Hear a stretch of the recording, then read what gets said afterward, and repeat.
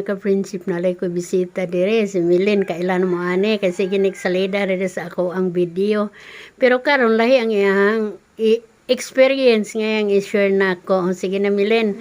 Sawa na Milin na unsa gi-deliver kasi mong mama sa Sa una pagkahuman ako high school sa Kantubod, pinag-working man ko sa Kantubod, nakahuman na ko high school. Anda pagkahuman, i-deliver mi lang mama do lima mi igsoon gi-deliver Cebu. Uy hala oy dayon. Pambid lagi dito ate hasta pautag itong deliver mi anda liman ka 1/3 man to sildo sa una mga ka-friendship. Nag-abot og buwan wa naging mi sildo kay kubra na mama oy kubra na mi tanan lima ka igsoon. Hala ka 1.5 nya lim. Lagi mi 200. Dayon. Lagi na experience ay paitag ikag tanga. Dayon unsa to kanang nang pag gikabuhi ka dito kay kanang nang restaurant mong gitrabahoan o sa to? Kabuhi ko dito mo ni uli ko kay kanang kuan restaurant to akong trabuhan nya. Jote kag alas 7 undang kag alas 12 gabi eh. Kay Ginoo kadugay. Kabuhi ko ato ay ba atrak kag akong kabuhi ato. Kay lisod man basta gani kanang mga inana kay ang kaon nimo ato. Dapat toy akong amo nga nagbantay kog bata. Dito sa Talisay man to, Cebu, Talisay Cebu.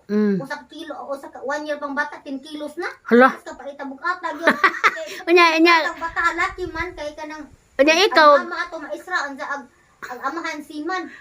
Unya ikaw kay gamay man ka. Grabe sa bukata bata, ako lang dito panta. Grabe sa bukata ate eh. Yung mga 10 kilos na 1 year pa lang. Halagi. Bata eh.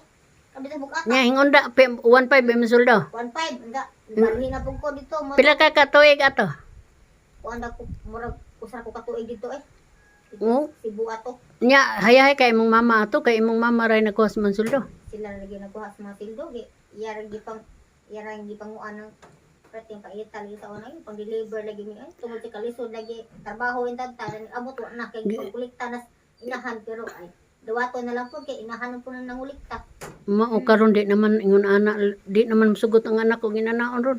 Di na lagi sa una ra tong sugot. Ay grabe ba yang kamay pa masildo sa una unsa karon pati na to ko sildo ron ay.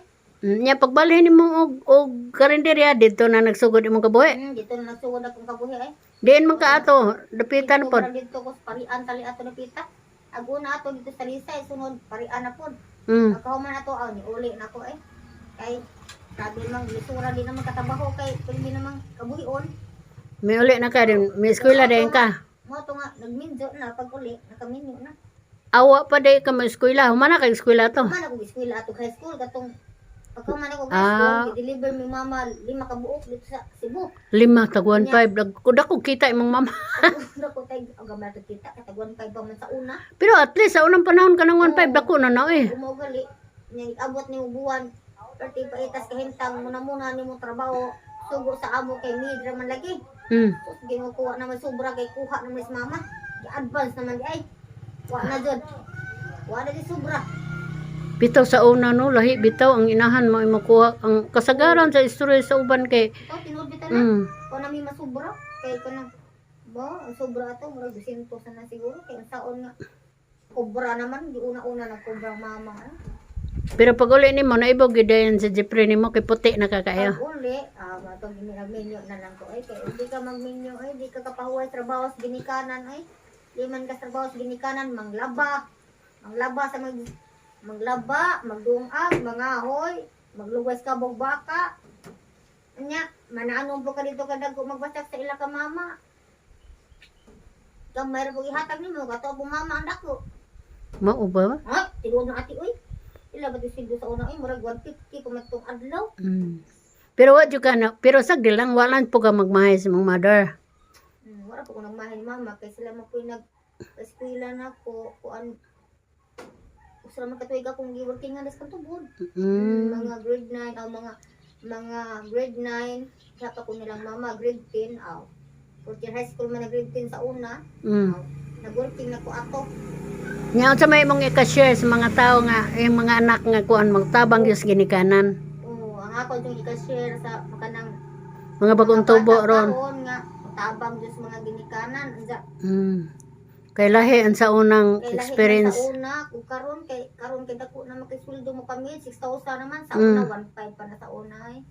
Nya Then mo siya kanang kinahanglan jud nga ang mga batanon ron magkugig eskwela aron dili magtumid. Kinahanglan jud nga makugi lagi mabatan ako mga bata ron nga sige jud kog yoyo nga makugi lagi eskwela kay doon na ang college sa Danau nya. Bahalag tabunan tas utang. Nya mao na to kanang mao to mga Uyab. mao na to di ko maguyab-uyab mo gingon ni Milen dayon kinahanglan mo eskwela. Kanang pasalig sa mga laki mo na giingon nga ayaw salig. Ayaw o salig lang ayaw glaom. Mm. Buntis na, pabuntisan ka, awa na gyud. Kay ako din taon ron, naka-experience ko din taon, maka-friendship nga. Kung pwede pala biyaan mga bata, ako naging pang-uli tanan. Mm. Sabi ka po, yung nagkatag bata. Uy, Nya sige na sangan sa atin, napati. Ang kining palami, kinibitaw ng lami sa kaminyoon, plimiro ra na. Pero umaabot na kang daghang bata, wala naging lami. Ay, labi nagway bugas. Sige na, daghang kayong salamat day Milen sa imuhang pag-share sa imuhang life kay pagtulunan sa gid kay na sa uban. Happy watching.